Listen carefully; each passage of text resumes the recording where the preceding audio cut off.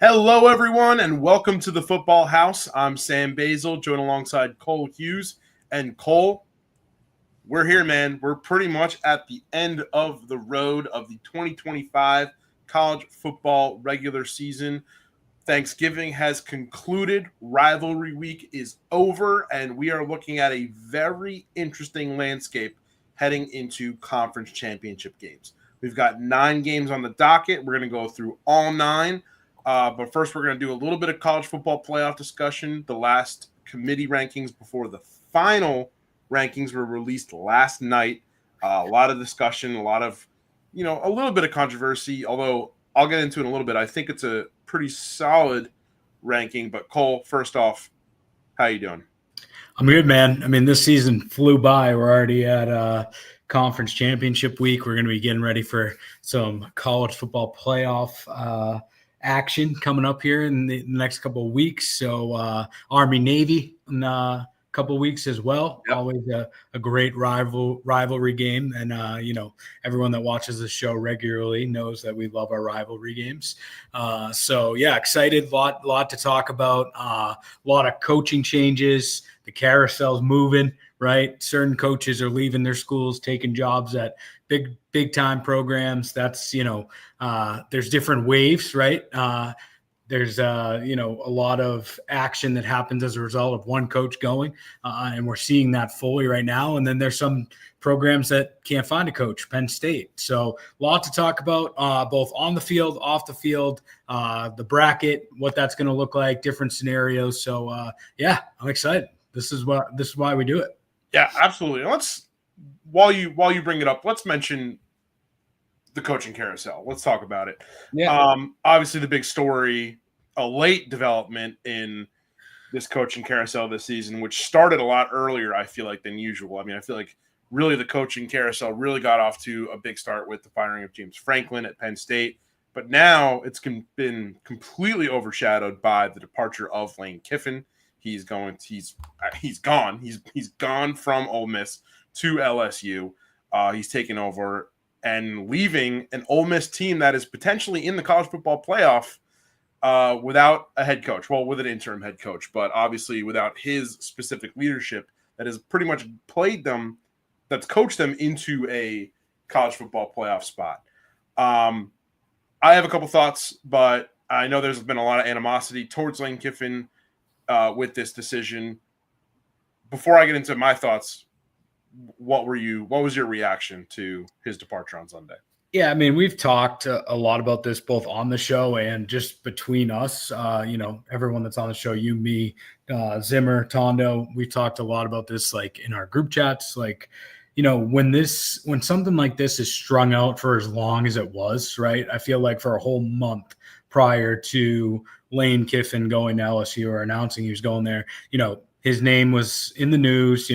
There was, speculation going on surrounding him. And then, even when it got down to the final hours, right, he came out and he said he was going to have a decision, after the Egg Bowl. That didn't happen. We didn't get it until, Sunday, right? So there was a lot of dramatics around it, I think, and it didn't need to go that way. I think Ole Miss is going to be fine, right? They got a hell of a team, a lot of studs. They've had a great year, and a big part of that is Lane Kiffin and his coaching staff, right? But I think they're going to be all right. We'll see what happens, but why he left, all those factors. I mean, I don't think it really has to do with money. I think Ole Miss would have paid him, just as much as LSU would have paid him. I think this came down to really for him recruiting, and it gives him a better shot to win a national championship. At least he thinks that at LSU compared to Ole Miss, just with NIL funds and what they're able to do, when it comes to recruiting. But look, we've seen this in the past, coaches leaving, and it's not always greener on the other side of the fence. I mean, we saw Brian Kelly leave Notre Dame for LSU, and that turned into a disaster, right? And Lane Kiffin has a history of going to different programs, kind of it ending ugly. A lot of people are saying, he's selfish, he's about him. I don't know the guy personally, so I'm not going to say anything in regards to that. But, I think it was a decision based off recruiting and not money. And, that's that. And I get why Ole Miss fans are upset, but at the same time, without Lane Kiffin, you're probably not where your program's probably not where it's at right now. And I think, this guy they got coming in, Pete Golding, seems like the players love him. I think this whole situation of Lane Kiffin leaving, it's kind of lit a fire under them. And I think it could potentially help them in the playoffs, help them make a run just based off of the emotion factor. We've had conflicting reports that, they wanted Lane to coach, and now the players are coming out and saying, that was never discussed. We didn't say that. So where the truth lies, I don't know, but it's definitely a saga, and it's going to be fun to see what Ole Miss can do in the playoffs. Yeah, absolutely. I've been thinking about this a lot. The animosity that's been, expressed towards Lane Kiffin, obviously he knew this was going to happen. I don't really feel a lot of sympathy, for the reaction to his decision. And that's not saying I think what he really did was the most evil thing you can do in college football, right? I think, it was a business decision, and I think he's living with it, right? So, and he's basically what I'm saying is, he's a big boy. He can handle this, right? And he can, coach a successful LSU team to kind of prove and rationalize why he made this decision.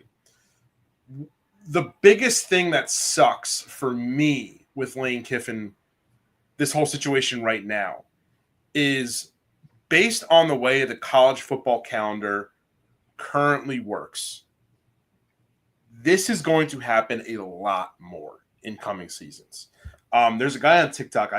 I'll try and tag his video at a later point, but he made a really good point in that this has kind of been, around the time when coaches have always made these changes. They've always moved to their new schools, right? Because right now it's December.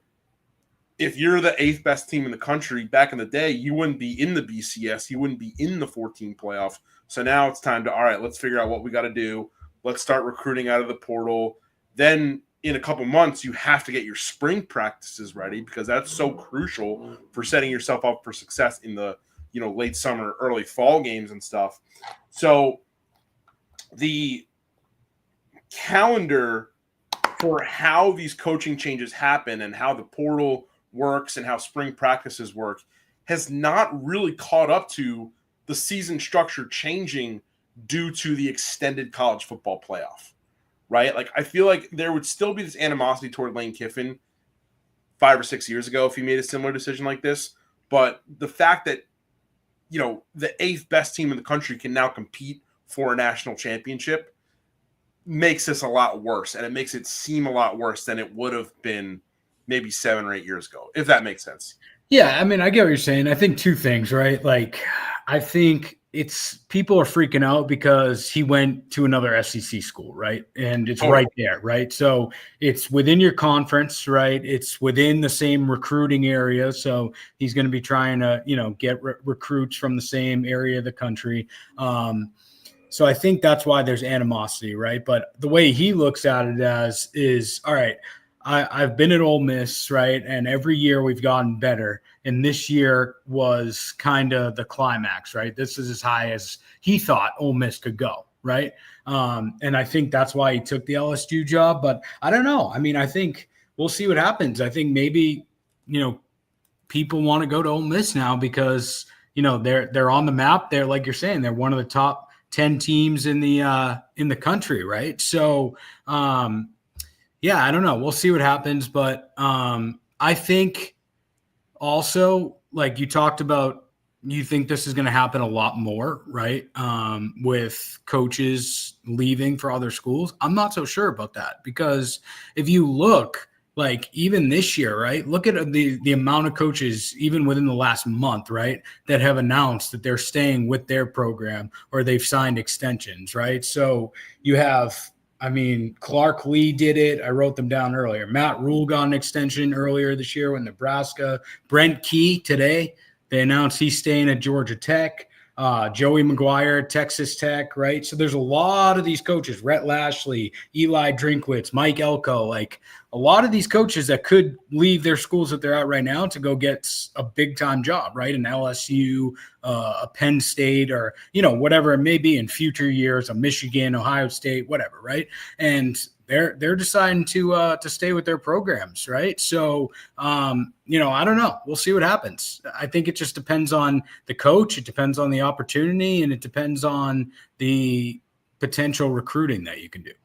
Yeah, no, that's a great point, because at the same time, the extended playoff, as much as it creates these problems for the calendar, right? And you have to make changes around that.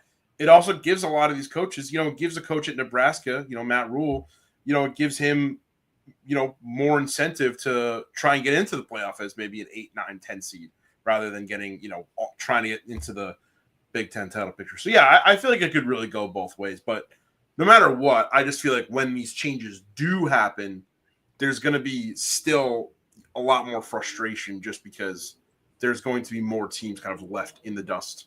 I just feel like we're going to see, this is not the last time we're going to see a coach leave a playoff team before the playoffs, just in the way the calendar is structured.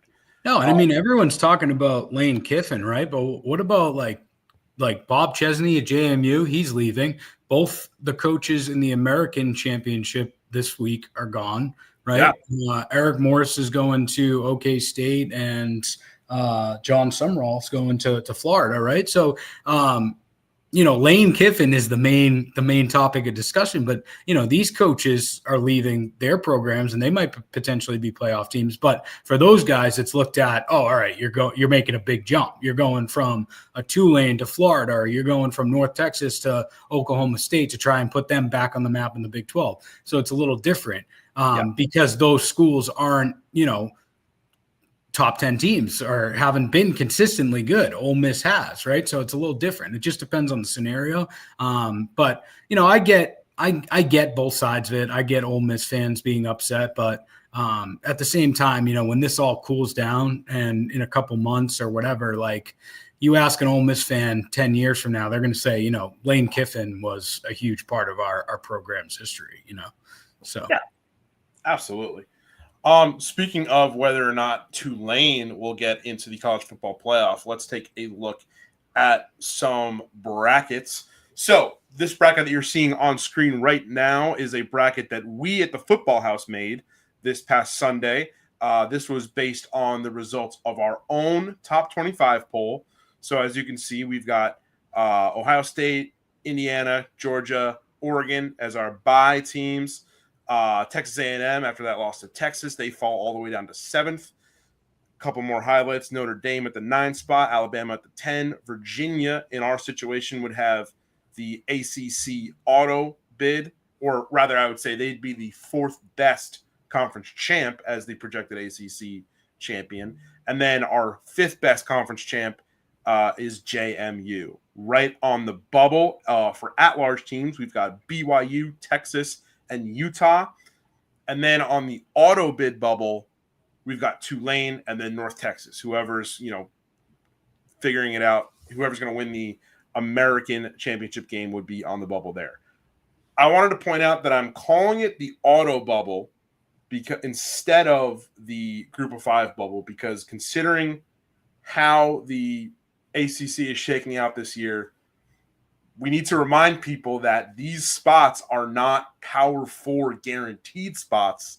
They are for the 4 best conference champion spots, and that does not guarantee the Power 4 team will earn those spots. And I think that's a very important distinction to make, especially this year when you look at the latest committee playoff field bracket. And they did something that I've never seen before. So getting into it, they've got Ohio State, Indiana, Georgia, Texas Tech in the bye territory, Notre Dame, the 10 seed, Alabama, the 9 seed. And then in the 11 and 12 seed, they decided not to make a stand on who they projected the ACC champ, the American champ, or the Sun Belt champ to be. And they just left that 11 and 12 seed spots open for just the next 2 best conference champions, Were you surprised by that at all when you were watching the show and they put that in those spots? Yeah, I mean, I'm a little surprised just because, there's no history of them doing it, right? But Yeah, at the same time, I also think it's the right call, right? totally. Because then it doesn't give fan bases or teams or players or coaches, whatever, right? Certain expectations going into this conference championship week. I think they did a good job with, we kind of know at this point, like, we already know who's a guaranteed, who's a lock. We know who's on the bubble, and there are a couple teams there on the bubble that might get in, might not. Like Notre Dame, Miami are the two big ones. BYU, right? Those are the bubble teams. Texas, even maybe. But there's 9-10 teams that we know are going to be in the college football playoff. We don't know what their seed will be, right? Depending on what happens this week. But like a team like Alabama, right? They moved Alabama ahead of Notre Dame, put them at number 9, which I thought was really surprising. But that's pretty much the committee telling you, like, look, even if Alabama loses against Georgia this week in the SEC championship and they have 3 losses, they're still going to be one of the top 12 teams that are in the college football playoff, I think. Right. And I think, correct me if I'm wrong, they'd be the first 3-loss team to make the college football playoff under this format. Yes, I believe so. I don't have the proof to check you on that, but I believe you're right.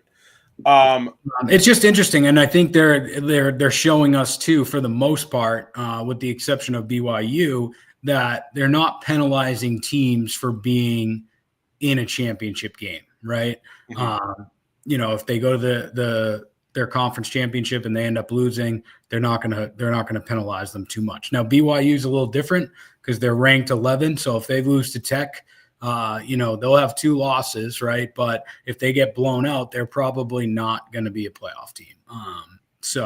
And then you have Virginia and Duke. I think if Virginia wins, period, they're going to be in. Duke, they have 5 losses. If they win, they're not going to be in. That opens the door for James Madison potentially. Yeah, a lot of different scenarios. I think the big topic of discussion right now is the Miami Notre Dame argument, right? Because you look at both these schools, they both have 2 losses. Miami beat Notre Dame earlier in the year head to head, but Miami has 2 bad losses. They lost to Louisville, which is not even a team that's in the discussion, and then SMU, right? Those are 2 tough losses. Notre Dame, yeah, they lost head-to-head to Miami, but their other loss was to A&M. So those are 2 teams that are, one's a definite in the playoff in A&M, and then Miami's a potential. So I think if you're looking at their losses, I think you give Notre Dame the edge there. You give Miami the edge in the head-to-head. Strength of schedule, I think they're like both right near each other. I think Notre Dame's like 45th and they're 47th or something like that. They're really close. So it's going to be interesting to see, so far we've seen with the each week leading up to this point that the committee has consistently ranked Notre Dame ahead of Miami. And a lot of people are saying like, hey, when it comes down to it, they might put Miami in over Notre Dame because of that head-to-head win. Well, if that were the case, I think they would be ranking Miami ahead of Notre Dame, all these weeks that we've had the bracket or the rankings come out. So I don't see a path for Miami realistically. I think it's gonna be given to Notre Dame over Miami, but if BYU wins, then potentially neither of these teams get it. Yeah, I agree. And before I get into my thoughts on that, there was a 3-loss team in the college football playoff last year. And you know who it was?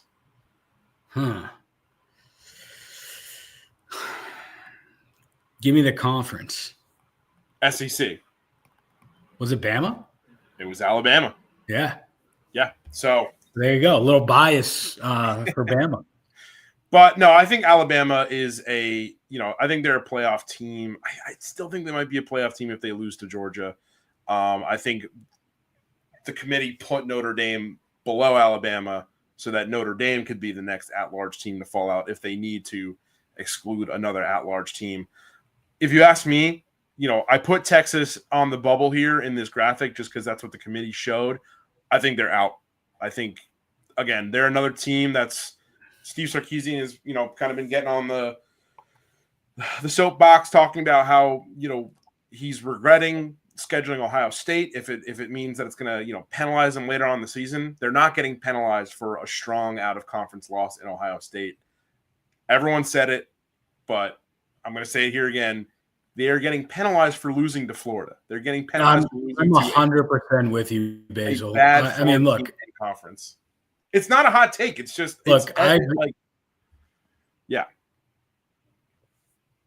They want to, I agree with you. They like Sark in Texas. They want to spin it like, oh well, if we didn't beat or if we didn't play Ohio State and lose to them, and look, it was only a 7-point game, right? And Ohio State's undefeated, right? So I think that helps Texas' argument.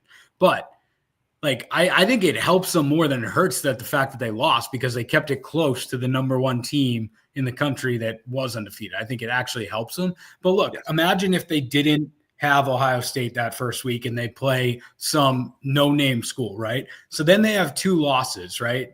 You have a loss to Florida at Florida, and then you have a loss to Georgia. Well, they'd be 2-loss team, but then you have to consider, what about Vandy? What about Utah? Those are other 2-loss teams, and they're not in the discussion either, right? So it kind of hurts your argument. I mean, I get that Miami and Notre Dame are 2-loss teams, and they're in it. They're in the discussion, but there's also a lot of 2-loss teams out there that had great years that just didn't put up the numbers or the wins in against the opponents they needed to get there. There were other programs like Vandy, like Utah, schools like that. The one thing about Texas that I think they do have an argument is that they had 3 wins against, at the time, I think top 10 opponents. They beat Oklahoma in the Red River rivalry. They beat Vandy, and then they beat Georgia, or then they beat A&M at the last game of the year, which was a huge win for them, right? So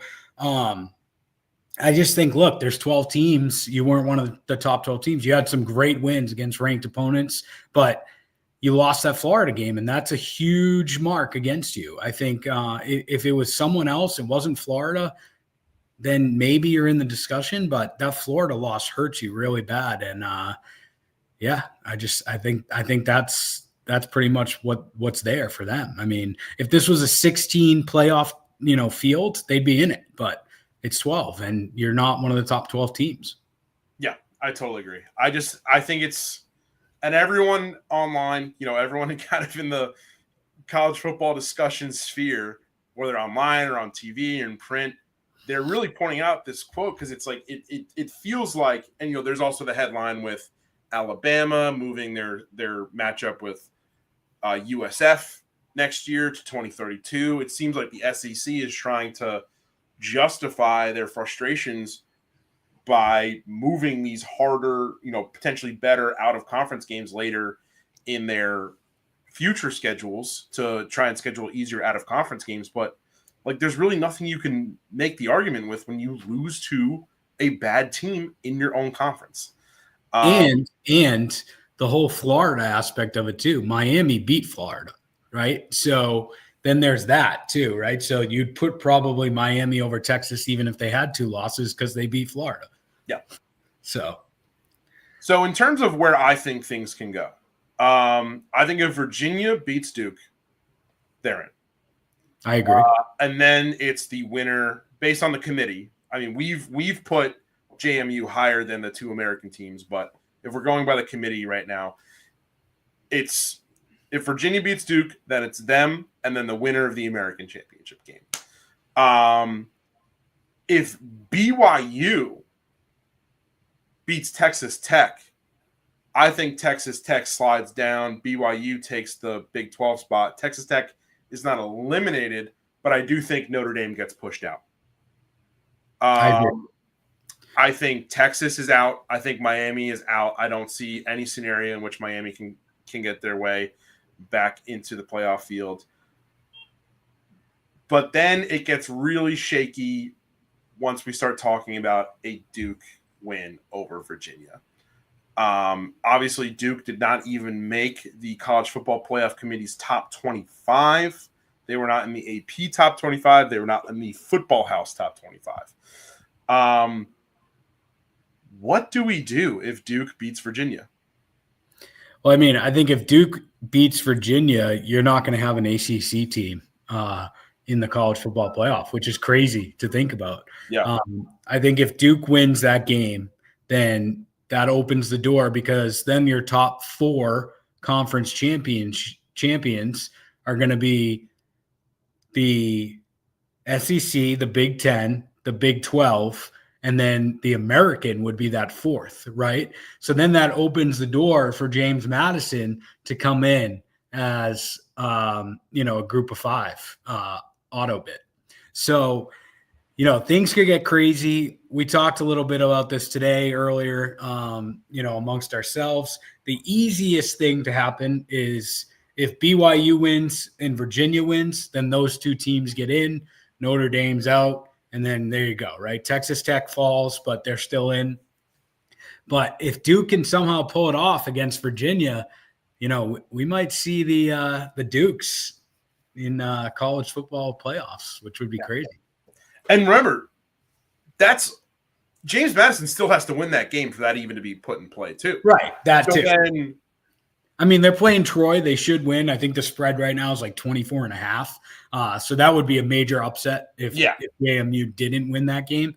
But I also do think that they'll have to win that game, pretty decidingly, right? But I don't know. We'll see. Totally. I'm gonna throw one last hypothetical at you before we get into the winners here. Duke wins. Troy wins. So then the American team, the American champion, goes into the 11 seed. Who gets the 12? Is it Duke? Is it potentially a Conference USA winning Kennesaw State?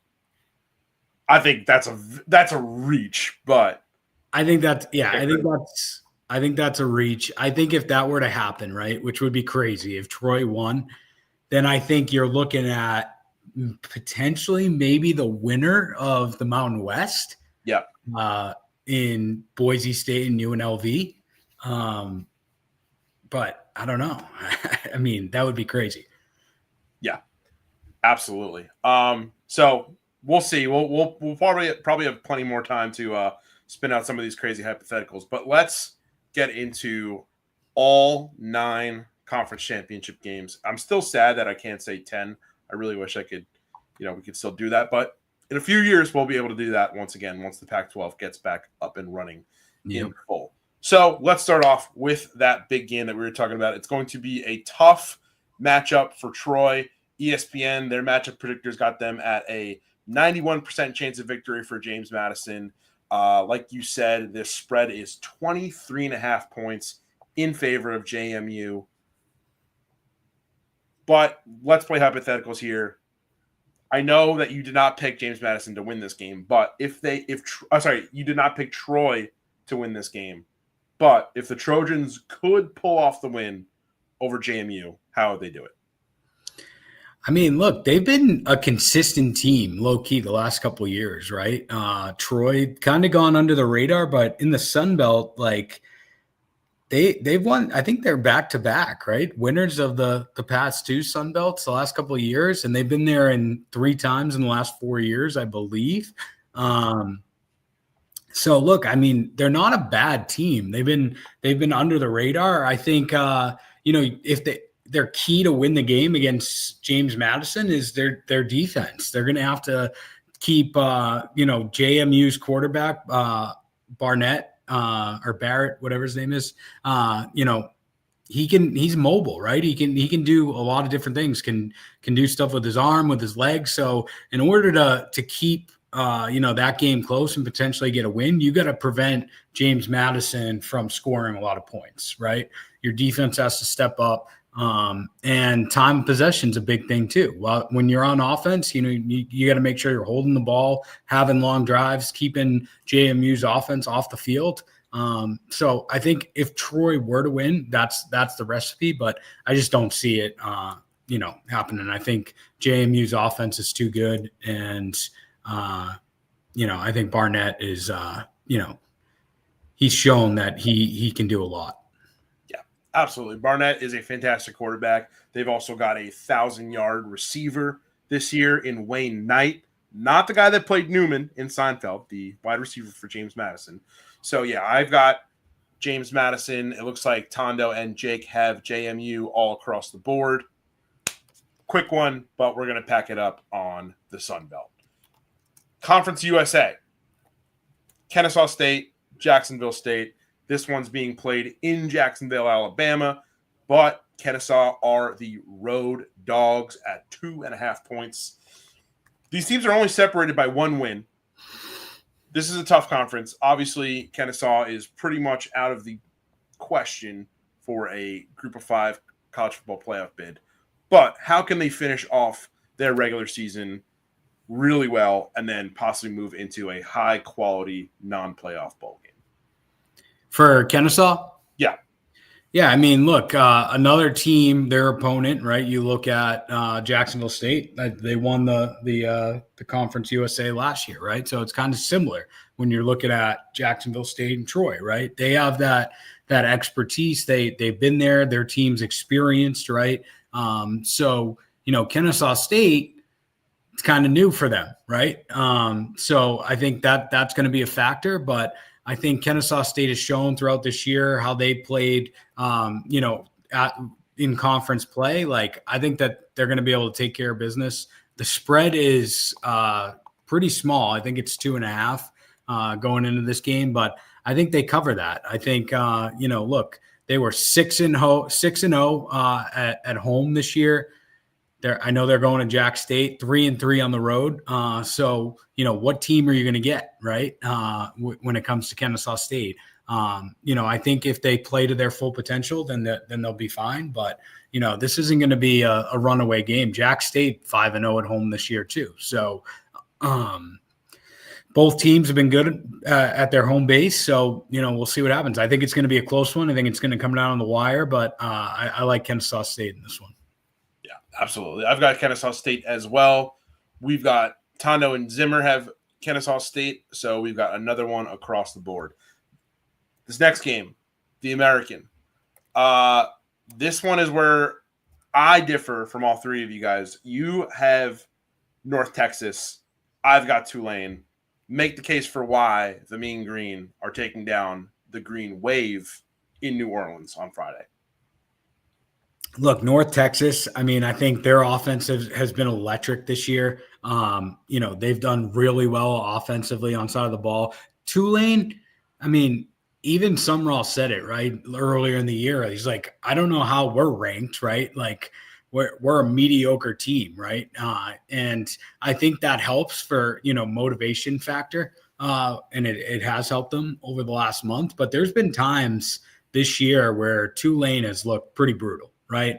They are 10-2, right? So they have a great record, but the games where they lost, they lost to UTSA 48-26, right? That's a bad loss. Like UTSA, if you're Tulane, you shouldn't be losing, to UTSA by that margin. They lost early in the year to Duke, or they beat Duke. They lost. Who was their other loss? 45-10 to Ole Miss.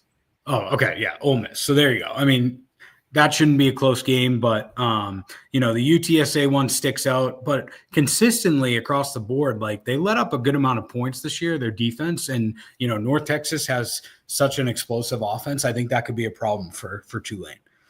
Yeah.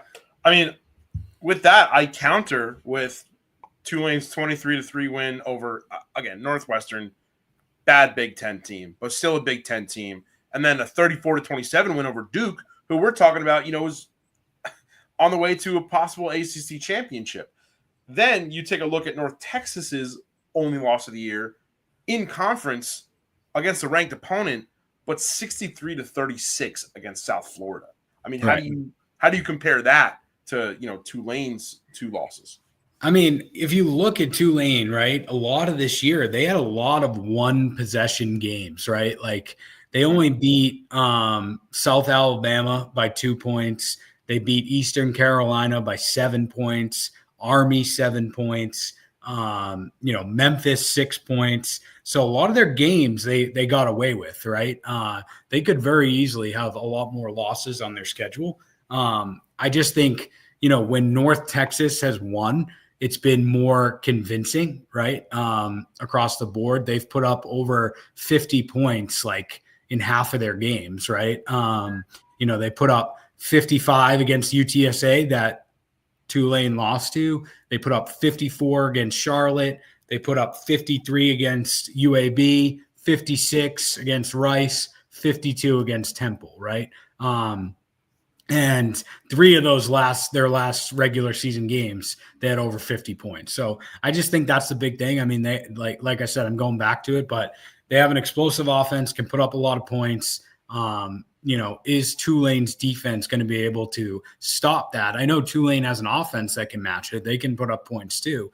But Tulane's been very lucky in a lot of these tight games this year. I think North Texas, if it's that type of game, a shootout, I think North Texas is going to beat them. Yeah, absolutely. All right. Well, I've got the green wave, and we'll see which green prevails there. Also kicking off at 8:00. This is an important one. This is if UNLV wins this one, they'll probably be watching a TV Sunday morning to see how things shake out for them. But UNLV versus Boise State, Mountain West Championship game. Who you got in this one? I like UNLV here. They are the underdog, but UNLV's been pretty impressive. Boise, great year last year. We all know that with Ashton Genty. They're not the same team that they were. The prior year or prior years. They're 8-4 this year. They kind of snuck into the Mountain West Championship.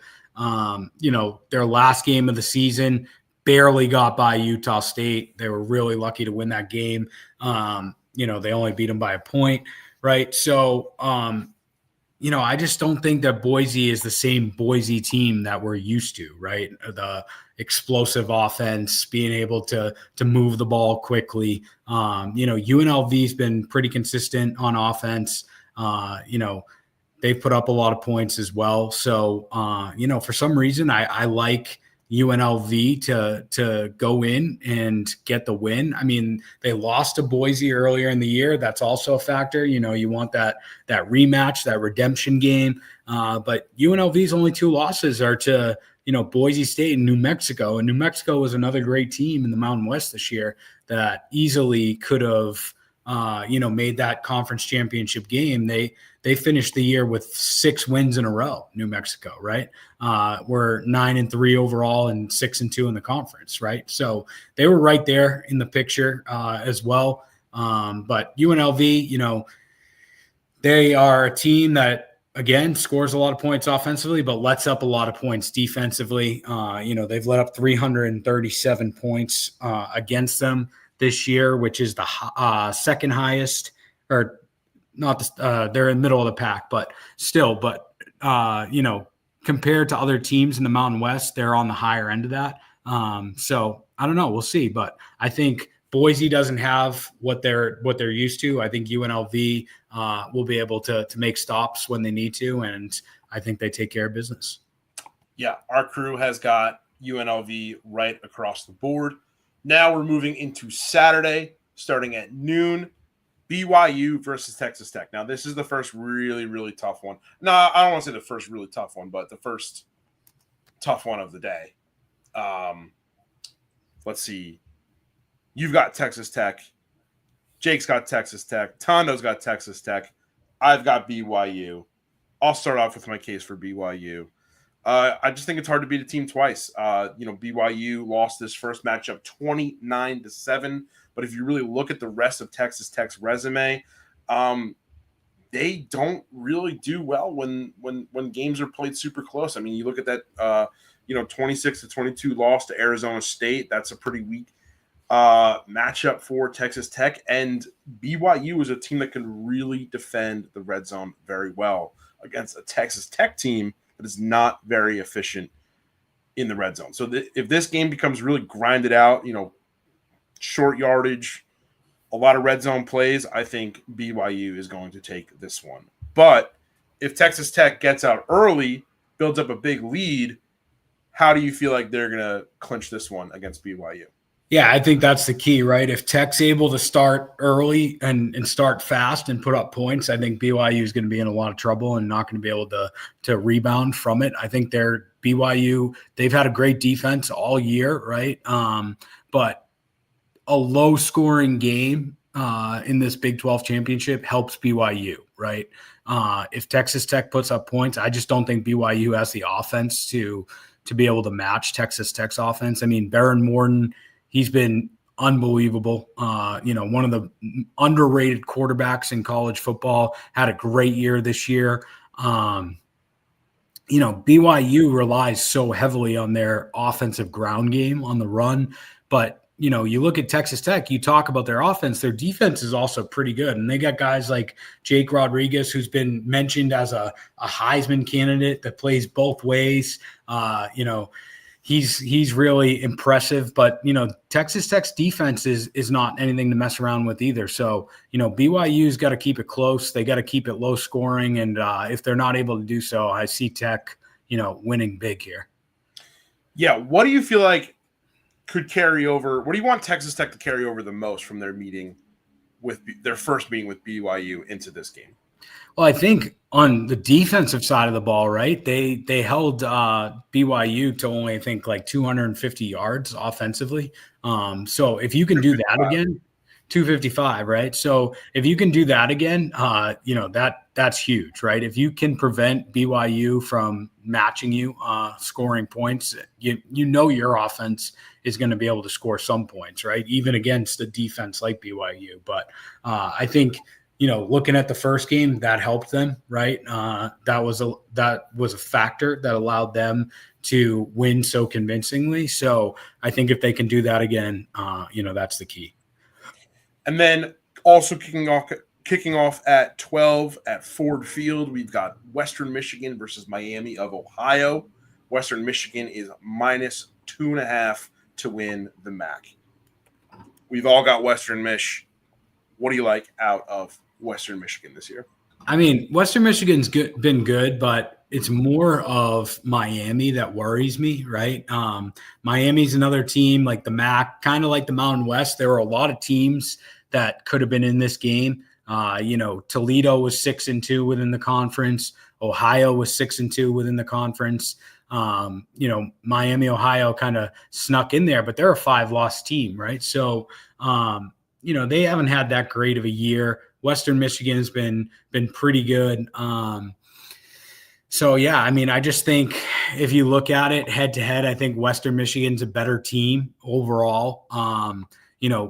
Looking at Miami, overall they lost to Toledo earlier in the year. They lost to Ohio. They lost to these other MAC teams, right? They did beat Western Michigan at the end of October, right? They beat them 26-17. So again, you have that redemption factor. If you're Western Michigan, you want to get that bounce back game. But overall, you just look at these two teams. I just think Western Michigan's more talented. I think that they're going to beat Miami.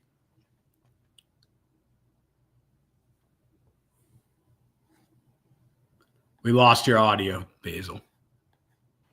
4:00. We've got a standalone game between Alabama and Georgia in the SEC championship.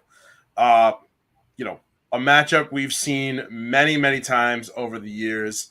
One that's really favored Alabama, except, in the national championship game. But still, Alabama, they've already taken the win over Georgia earlier this year. What can the Dogs do to overcome the Crimson Tide? Well, I think the first time that they played this year earlier, right, was I think the key takeaway from that game was Ty Simpson. He looked unbelievable the first time the Tide played the Bulldogs. he was almost nearly perfect. And that was, early in the year after their, initial struggles. But in the last couple of weeks, Alabama, they've been a little concerning on the offensive side of the ball. They've had some trouble moving the ball. And Georgia's defense is legit, and their offense has actually been picking it up as well, right? So, I think in this game, you look at the two quarterbacks, you look at Ty Simpson, you look at Gunnar Stockton. I think Ty Simpson is a better overall quarterback. You have the weapons. Ryan Williams hasn't really been utilized as much as we had hoped out of Bama. Does he have a breakout game against Georgia this week? What does Georgia's offense look like? I think Bama, I'm taking them just because of the implications for the college football playoff. Like if they don't show up here, they could potentially get bounced. I don't think they will, but they got to at least keep this close if they're not going to win. But, I just think based on history, they have Georgia's number. And, I think this is a big game for Bama, and there's a lot more to lose if you're Bama than you're Georgia. So, give me the Tide. Love it. I think we've got the Tide all across the board. Yeah, we're rocking with Alabama here. How would you limit Ty Simpson, though? I mean, you got to get after him, right? You got to kind of rattle him. You got to take away the run game too, right? If you take away the run game and you put him in third and longs, then you're putting more on Ty Simpson's shoulders, right? And I think that's the key for Georgia. Put him in uncomfortable situations, try to get him to turn over the ball in third and long situations and kind of rush his decision-making. And if you're able to do that and cause turnovers, then, I think you can beat this Alabama team. Look at Oklahoma, right? When Oklahoma played Bama, that was their recipe. They had 3 turnovers. I think they scored 17 points off of turnovers in that game, and that's what allowed them to be, victorious against the Tide. So if you're going to beat Alabama, you got to make them make mistakes. Yeah, absolutely. And then we're moving into the 8 o'clock window. Let's talk about the ACC championship first. Duke versus Virginia in Charlotte. We talked about it before. A lot of very interesting playoff implications here. 3 of us have got Virginia. Jake's got Duke. Why do the Cavaliers have the upper hand here, aside from being, the 17th best team in the country? Yeah, I mean, I think, Virginia, you look at their defense, they've only allowed 20 points per game, on average. So they've won 9 out of the last 10 meetings between these two programs. Virginia's having a great year. Duke's been kind of up and down all year, right? I think they're another team that's lucky to have snuck into this position, and they probably shouldn't have been here, but SMU, blew it against Cal, which was heartbreaking for me as an SMU alum now. But, I just think that Virginia has the edge here all around. They played earlier in the year. They won 34-17. Their defense was able to limit Duke, especially in the first half. So I like the Cavs here, but I do think potentially this is a big game for the head coach of Duke, Manny Diaz, because we mentioned it at the beginning of the show. Penn State, they're struggling to find a head coach right now. They have one of the worst recruiting classes. So many recruits have decided to leave because they don't have a head coach. I think that Manny Diaz right now is a potential, option for Penn State to bring in. He was the defensive coordinator there prior to taking the head coaching job at Duke. So I think he wins this game. He's an ACC champion, puts another mark on his resume, and then maybe Penn State swoops in and grabs him from the ACC. So we'll see what happens, but I just think Virginia is a better team here. I think that they've been pretty consistent this year, with the exception of a few games against Wake Forest and things of that nature. But I like the Cavs to get the win here and get in the playoff and represent the ACC as the only team in the ACC to get in this year. Yeah, absolutely. And a fun tidbit for this game, aside from what will happen afterwards, potentially, But this will be whoever wins this game, this will be their first ACC title this century. Virginia's last ACC football title came in 1995, Duke 1989. Wow. So that's really fun. All right, and then our final game of the night. 2 undefeated teams, 2 juggernauts of college football this season. One's the reigning champ, and one is just, Kurt Cignetti's squad that is looking to defy every single narrative that's been placed on this team over the past 2 years. That's been placed on him. I mean, obviously there was that great quote by him, I win, Google it. Ohio State versus Indiana in the Big Ten championship game. How is this going to go down? I mean, I don't even really know how else to tee this one up. I think it's going to be a great game. I mean, Ohio State, we know, has been dominant all year, ever since really the Michigan game last year when they lost to Michigan. And they went on that run in the college football playoffs. They ended up winning the national championship. They've had a great year this year, but, they haven't really been challenged too much, right? I think this Indiana team offers a unique challenge to them. Indiana is a team that, they're good. They're sound defensively. They can put up a ton of points offensively. You got the quarterback matchup between Julian Sayin and Fernando Mendoza. Fernando Mendoza has been, in the Heisman discussion all year. But then on the defensive side, you got Caleb Downs for Ohio State, who's been huge for them. I think this is going to be a high-scoring game. I think it's going to be tight. I do like Ohio State to get there just because I think they have a chip on their shoulder. I think they didn't win the Big Ten last year. Last week was a big week for them. They had to get over that Michigan hump. They were able to do so. I think this is another tally that they want. They want the Big Ten championship. Ryan Day, has alluded to it. So, I think that Ohio State pulls it out in a close one, but I would not be surprised if Indiana somehow pulls it off because what Kurt Cignetti's been able to do, there at Indiana has been unbelievable. Yeah, absolutely. And we've got Ohio State all around the board here. And that's it. That'll do it for the regular season. And then Sunday morning, we will have our final college football playoff bracket. I usually finish this off with, any more games that we want to talk about, but that's it. That's we all. Covered them all. Yeah.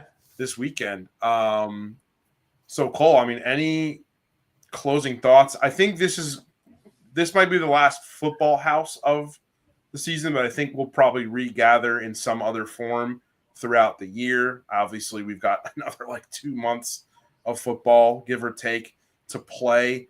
But Cole, any final thoughts on the college football regular season in 2020? No, I mean, it's been a great year. A lot of surprises, right? I think there's a lot of teams in the college football playoff that, you asked us at the beginning of the year, we probably wouldn't have had them, right? A&M has been super impressive. Ole Miss, great year. There's some teams there. Indiana, what they've done. Texas Tech. There's a lot of teams that have really impressed this year and come out of the woodwork. This week obviously has huge implications for what the final 12 look like. But, no matter what we get, I think the first round matchups are going to be great. We'd love that, they're at the home stadiums of the higher seed. That's always a good thing. And then, you get into the quarterfinals and the semis and, the big boys will probably be there. There probably won't be too many upsets, but you never know. And, we'll see if Ohio State can repeat or, if someone from the SEC is going to take back, that title and bring the national championship back to the SEC. A lot of storylines, a lot of fun football that's going to be on throughout December and January. And, we might not have another show this year, but we'll definitely be making our picks each week and that'll be on our socials. So look out for that. And I'm excited. It's been a great year and, a lot of fireworks left.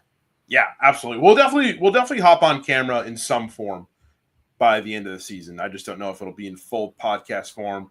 But a couple of my closing thoughts. I mean, this will probably be better suited towards the end of the playoff itself. But I'm really happy that this year in the playoffs we are getting the top 4 teams overall getting the bye instead of the top 4 conference champs. I liked it last year, but seeing how it's shaken out this year, I think it's a much needed improvement.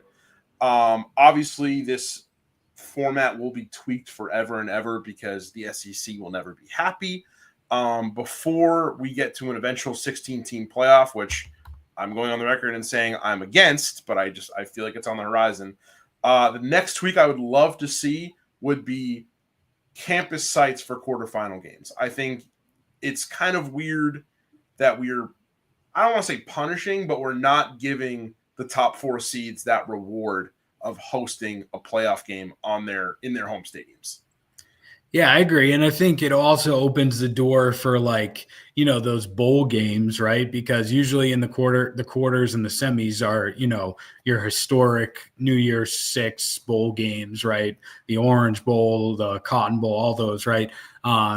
If you put it at home, the higher seeds, home field, then you can put those bowls for, some teams that were on the fringe that didn't make it, teams like, Vandy, like Utah that we talked about, like, Miami, if they don't get in, then they can play in those bowl games, towards the beginning of the new year or shortly thereafter. So, or even a team that gets knocked out of the first round.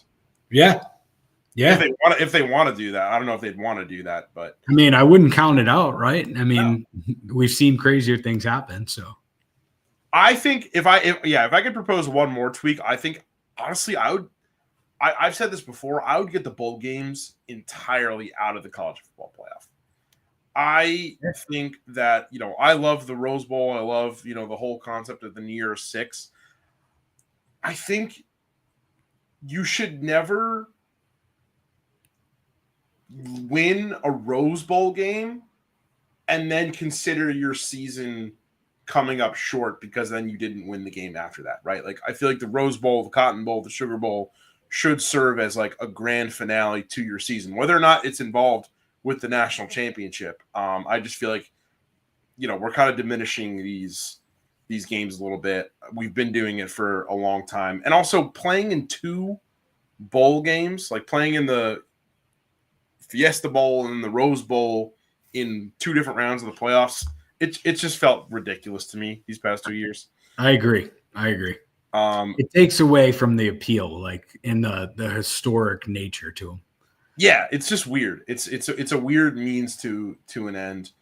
But yeah, I mean that's pretty much all I've got. So thank you, Cole, for hopping along with me on this ride. Thank you, Jake and Will, for bringing in your picks every single week. And thank you to everyone who's been watching us week in and week out. Like we said, we've still got so much more for you guys. We've got so much more for you guys on the House Enterprise blog. If you're watching in landscape mode, you can see all of our socials on the ticker below. If you're watching in portrait mode on YouTube, you can see all of our socials on the ticker up top. We've got so much great stuff coming for you guys. We've got a lot of college basketball on the blog. Ohm Brown just broke down the entire Red Sox offseason up to this point. So if you're a baseball fan, you should definitely check that out. But for Cole Hughes, I'm Sam Basil. This has been the Football House, and we'll see you guys next time.